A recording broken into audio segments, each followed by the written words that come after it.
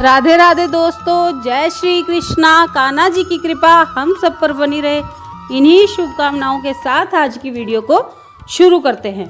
दोस्तों, आप सबका हमारे YouTube चैनल भक्ति में आस्था पर हार्दिक स्वागत है।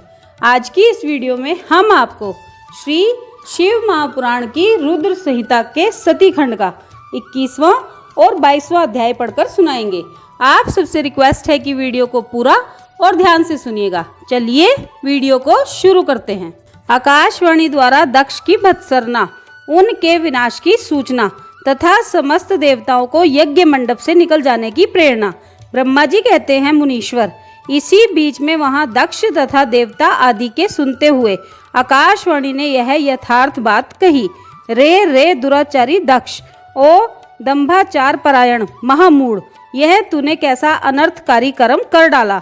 ओ मूर्ख, शिव भक्त राज दधीच के कथन को भी तूने प्रमाणिक नहीं माना, जो तेरे लिए सब प्रकार से आनंददायक और मंगलकारी था।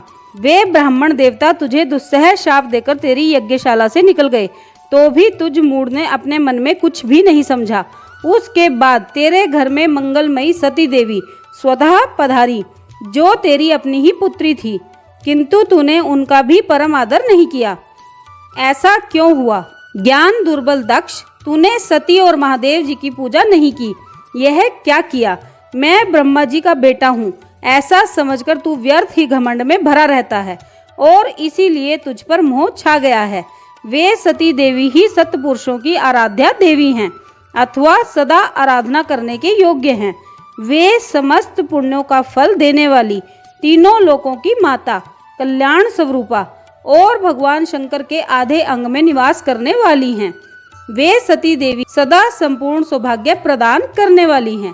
वे ही महेश्वर की शक्ति हैं और अपने भक्तों को सब प्रकार के मंगल देती हैं। वे सती देवी ही पूजित होने पर सदा संसार का भय दूर करती हैं, मनोवांछित फल देती हैं तथा वे ही समस्त उपद्रवों को नष्ट कर देने वाली देवी हैं। वे सती ही सदा पूजित होने पर कीर्ति और संपत्ति प्रदान करती हैं। वे ही पराशक्ति तथा भोग और मोक्ष प्रदान करने वाली परमेश्वरी हैं। वे सती ही जगत को जन्म देने वाली माता, जगत की रक्षा करने वाली अनादि शक्ति और प्रलय काल में जगत का संहार करने वाली हैं। वे जगन माता सती ही भगवान विष्णु की माता रूप से सुशोभित होने वाली तथा ब्रह्मा, इंद्र, चंद्र, अग्नि एवं सूर्य देव आदि की जननी मानी गई हैं। वे सती ही तप, धर्म और दान आदि का फल देने वाली हैं।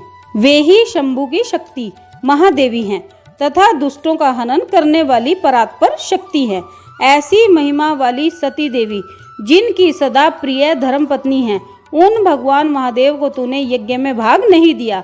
अरे तू कैसा मूढ़ और कुविचारी है। भगवान शिव ही सबके स्वामी तथा परात्पर परमेश्वर हैं। वे समस्त देवताओं के सम्यक सेव्य हैं और सबका कल्याण करने वाले हैं। इन्हीं के दर्शन की इच्छा से सिद्ध पुरुष तपस्या करते हैं और इन्हीं के साक्षात्कार की अभिलाषा मन में लेकर योगी लोग योग साधना में प्रवृत्त होते हैं। अनंत धन धान्य और यज्ञ याग आदि का सबसे महान फल यही बताया गया है कि भगवान शंकर का दर्शन सुलभ हो। शिव ही जगत का धारण पोषण करने वाले हैं। वे ही समस्त विद्याओं के पति एवं सब कुछ करने में समर्थ हैं।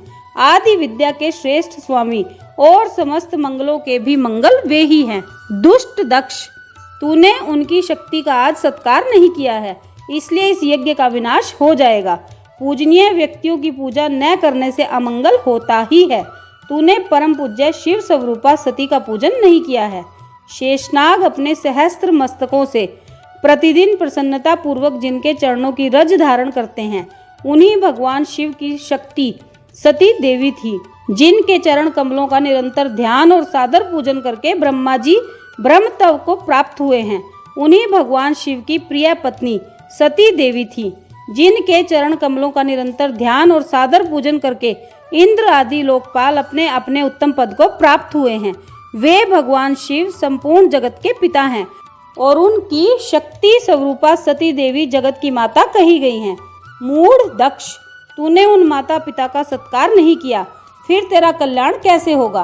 तुझ पर दुर्भाग्य का आक्रमण हो गया है। और विपत्तियां टूट पड़ी हैं, क्योंकि तूने उन भवानी सती और भगवान शंकर की भक्ति भाव से आराधना नहीं की। कल्याणकारी शंभु का पूजन न करके भी मैं कल्याण का भागी हो सकता हूँ। यह तेरा कैसा गर्व है? वह दुर्वार गर्व आज नष्ट हो जाएगा। इन देवताओं में से कौन ऐसा है जो सर्वेश्वर शिव से विमुख होकर तेरी सहायता करेगा? मुझे तो ऐसा कोई देवता दिखाई नहीं देता। यदि देवता इस समय तेरी सहायता करेंगे तो जलती आग से खेलने वाले पतंगों के समान नष्ट हो जाएंगे। आज तेरा मुंह जल जाए, तेरे यज्ञ का नाश हो जाए और जितने तेरे सहायक हैं वे भी आज शीघ्र ही जल मरें। इस दुरात्मा दक्ष की जो सहायता करने वाले हैं उन समस्त देवताओं के लिए आज शपथ है, वे तेरे अमंगल के लिए ही तेरी सहायता से विरत हो जाएं।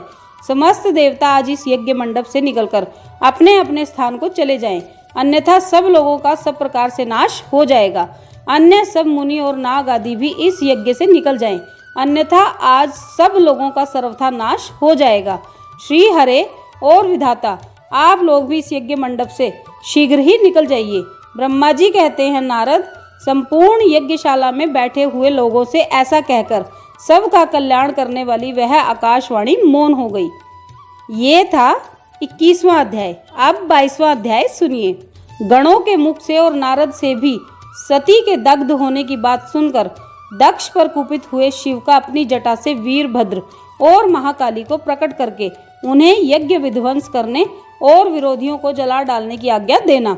ब्रह्मा जी कहते हैं, नारद, वह आकाशवाणी सुनकर सब देवता आदि भयभीत तथा विसम्मित हो गए। उनके मुख से कोई बात नहीं निकली। वे इस तरह खड़े या बैठे रह गए मानो उन पर विशेष मोह छा गया हो। भृगु के मंत्र बल से भाग जाने के कारण जो वीर शिवगण नष्ट होने से बच गए थे वे भगवान शिव की शरण में गए। उन सबने अमित तेजस्वी भगवान रुद्र को भली भांति सादर प्रणाम करके वहां यज्ञ में जो कुछ हुआ था वह सारी घटना उनसे कह सुनाई।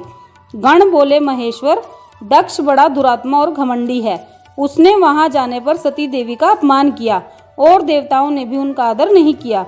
अत्यंत गर्व से भरे हुए उस दुष्ट दक्ष ने आपके लिए यज्ञ में भाग नहीं दिया, दूसरे देवताओं के लिए दिया और आपके विषय में उच्च स्वर से दुर्वचन कहे। प्रभो, यज्ञ में आपका भाग न देखकर सती देवी कुपित हो उठी और पिता की बारंबार निंदा करके उन्होंने तत्काल अपने शरीर को योगाग्नि द्वारा जलाकर भस्म कर दिया। यह देख 10,000 से अधिक पार्षद लज्जावश शस्त्रों द्वारा अपने ही अंगों को काट काट कर वहां मर गए। शेष हम लोग दक्ष पर कुपित हो उठे और सबको भय पहुंचाते हुए वेग पूर्वक उस यज्ञ का विध्वंस करने को उद्यत हो गए, परंतु विरोधी भृगु ने अपने प्रभाव से हमें तिरस्कृत कर दिया। हम उनके मंत्र बल का सामना न कर सके। प्रभो विशंभर, वे ही हम लोग आज आपकी शरण में आए हैं। दयालो, वहां प्राप्त हुए भय से आप हमें बचाइए, निर्भय कीजिए। महाप्रभो, उस यज्ञ में दक्ष आदि सभी दुष्टों ने घमंड में आकर आपका विशेष रूप से अपमान किया है। कल्याणकारी शिव, इस प्रकार हमने अपना, सती देवी का और मूढ़ बुद्धि वाले दक्ष आदि का भी सारा वृतांत आपको कह सुनाया। अब आपकी जैसी इच्छा हो वैसा कीजिए। ब्रह्मा जी कहते हैं, नारद, अपने पार्षदों की यह बात सुनकर भगवान शिव ने वहां की सारी घटना जानने के लिए शीघ्र ही तुम्हारा स्मरण किया। देवर्षे, तुम दिव्य दृष्टि से संपन्न हो, अतः भगवान के स्मरण करने पर तुम तुरंत वहां आ पहुँचे और शंकर जी को भक्ति पूर्वक प्रणाम करके खड़े हो गए। स्वामी शिव ने तुम्हारी प्रशंसा करके तुमसे दक्ष यज्ञ में गई हुई सती का समाचार तथा दूसरी घटनाओं को पूछा।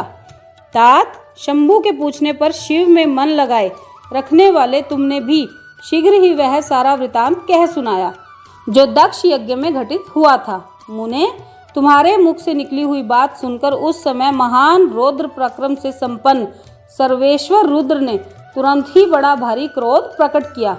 लोक संहारकारी रुद्र ने अपने सिर से एक जटा उखाड़ी और उसे रोष पूर्वक उस पर्वत के ऊपर दे मारा। मुने, भगवान शंकर के पटकने से उस जटा के 2 टुकड़े हो गए और महाप्रलय के समान भयंकर शब्द प्रकट हुआ। देवर्षे, उस जटा के पूर्व भाग से महाभयंकर महाबली वीरभद्र प्रकट हुए, जो समस्त शिवगणों के अगुआ हैं। वे भूमंडल को सब ओर से व्याप्त करके उससे भी 10 अंगुल अधिक होकर खड़े हुए। वे देखने में प्रलय अग्नि के समान जान पड़ते थे। उनका शरीर बहुत ऊंचा था। वे 1000 भुजाओं से युक्त थे। उन सर्वसमर्थ महारुद्र के क्रोध पूर्वक प्रकट हुए निःश्वास से 100 प्रकार के ज्वर और 13 प्रकार के सन्निपात रोग पैदा हो गए। तात उस जटा के दूसरे भाग से महाकाली उत्पन्न हुई, जो बड़ी भयंकर दिखाई देती थी। वे करोड़ों भूतों से घिरी हुई थी। जो ज्वर पैदा हुए वे सब के सब शरीरधारी, क्रूर और समस्त लोगों के लिए भयंकर थे। वे अपने तेज से प्रज्वलित हो सब और दाह उत्पन्न करते हुए से प्रतीत होते थे। वीरभद्र बातचीत करने में बड़े कुशल थे। उन्होंने दोनों हाथ जोड़कर परमेश्वर शिव को प्रणाम करके कहा। वीरभद्र बोले, महारुद्र, सोम, सूर्य और अग्नि को 3 नेत्रों के रूप में धारण करने वाले प्रभो, शीघ्र आज्ञा दीजिए। मुझे इस समय कौन सा कार्य करना होगा? ईशान, क्या मुझे आधे ही क्षण में सारे समुद्र को सुखा देना है, या इतने ही समय में संपूर्ण पर्वतों को पीस डालना है? हर, मैं एक ही क्षण में ब्रह्मांड को भस्म कर डालूं, या समस्त देवताओं और मुनीश्वरों को जलाकर राख कर दूं? हे शंकर, ईशान, क्या मैं समस्त लोगों को उलट पलट दूं, या संपूर्ण प्राणियों का विनाश कर डालूं? हे महेश्वर, आपकी कृपा से कहीं कोई भी ऐसा कार्य नहीं है जिसे मैं न कर सकूं। पराक्रम के द्वारा मेरी समानता करने वाला वीर न पहले कभी हुआ है और न आगे होगा। शंकर, आप किसी तिनके को भेज दें तो वह भी बिना किसी यत्न के क्षण भर में बड़े से बड़ा कार्य सिद्ध कर सकता है, इसमें संशय नहीं है। शंभो, यद्यपि आपकी लीला मात्र से सारा कार्य सिद्ध हो जाता है, तथापि जो मुझे भेजा जा रहा है यह मुझ पर आपका अनुग्रह ही है। शंभो, मुझ में भी जो ऐसी शक्ति है वह आपकी कृपा से ही प्राप्त हुई है। हे शंकर, आपकी कृपा के बिना किसी में भी कोई शक्ति नहीं हो सकती। वास्तव में आपकी आज्ञा के बिना कोई तिनके आदि को भी हिलाने में समर्थ नहीं है, यह निसंदेह कहा जा सकता है। हे महादेव, मैं आपके चरणों में बारंबार प्रणाम करता हूँ। हे हर, आप अपने अभीष्ट कार्य की सिद्धि के लिए आज मुझे शीघ्र भेजिए। हे शंभो, मेरे दाहिने अंग बारंबार फड़क रहे हैं, इससे सूचित होता है कि मेरी विजय अवश्य होगी। अतः प्रभो, मुझे भेजिए। हे शंकर, मुझे भेजिए। आज मुझे कोई अभूतपूर्व एवं विशेष हर्ष तथा उत्साह का अनुभव हो रहा है और मेरा चित्त आपके चरण कमल में लगा हुआ है। अतः पग पग पर मेरे लिए शुभ परिणाम का विस्तार होगा। शंभो, आप शुभ के आधार हैं। जिसकी आप में सुदृढ़ भक्ति है उसी को सदा विजय प्राप्त होती है और उसी का दिनों दिन शुभ होता है। ब्रह्मा जी कहते हैं, नारद, उसकी यह बात सुनकर सर्व मंगला के पति भगवान शिव बहुत संतुष्ट हुए और वीरभद्र तुम्हारी जय हो ऐसा आशीर्वाद देकर वे फिर बोले। महेश्वर ने कहा, मेरे पार्षदों में श्रेष्ठ वीरभद्र, ब्रह्मा जी का पुत्र दक्ष बड़ा दुष्ट है। उस मूर्ख को बड़ा घमंड हो गया है, अतः इन दिनों वह विशेष रूप से मेरा विरोध करने लगा है। दक्ष इस समय एक यज्ञ करने के लिए उद्यत है। तुम याग परिवार सहित उस यज्ञ को भस्म करके फिर शीघ्र मेरे स्थान पर लौट आओ। यदि देवता, गंधर्व, यक्ष अथवा अन्य कोई तुम्हारा सामना करने के लिए उद्यत हों तो उन्हें भी आज ही शीघ्र और सहसा भस्म कर डालना। दधीची की दिलाई हुई मेरी शपथ का उल्लंघन करके जो देवता आदि वहां ठहरे हुए हैं उन्हें तुम निश्चय ही प्रयत्न पूर्वक जलाकर भस्म कर देना। जो मेरी शपथ का उल्लंघन करके गर्वयुक्त हो वहां ठहरे हुए हैं वे सबके सब मेरे द्रोही हैं, अतः उन्हें अग्निमयी माया से जला डालो। दक्ष की यज्ञशाला में जो अपनी पत्नियों और सारभूत उपकरणों के साथ बैठे हों उन सबको जलाकर भस्म कर देने के पश्चात फिर शीघ्र यहाँ लौट आना। तुम्हारे वहाँ जाने पर विश्व देव आदि देवगण भी यदि सामने आ तुम्हारी सादर स्तुति करें तो भी तुम उन्हें शीघ्र आग की ज्वाला से जलाकर ही छोड़ना। वीर, वहाँ दक्ष आदि सब लोगों को पत्नी और बंधु बांधुओं सहित जलाकर कलशों में रखे हुए जल को लीला पूर्वक पी जाना। ब्रह्मा जी कहते हैं, नारद, जो वैदिक मर्यादा के पालक, काल के भी शत्रु तथा सबके ईश्वर हैं, वे भगवान रुद्र रोष से लाल आंखें किए महावीर वीरभद्र से ऐसा कहकर चुप हो गए। ये था 22वां अध्याय। तो दोस्तों, ये था श्री शिव महापुराण की रुद्र संहिता के सती खंड का 21वां और 22वां अध्याय, जो हमने आपको पढ़कर सुनाया। आप सबने वीडियो को ध्यान से सुना, इसके लिए आपका धन्यवाद। आज की वीडियो में बस इतना ही। कल फिर मिलते हैं एक और नई वीडियो के साथ। तब तक स्वस्थ रहिए, मस्त रहिए, अपना और अपनों का ख्याल रखते रहिए और बाबा भोलेनाथ के श्री चरणों की शरण में रहिए। राधे राधे दोस्तों, जय श्री कृष्णा, जय माता दी।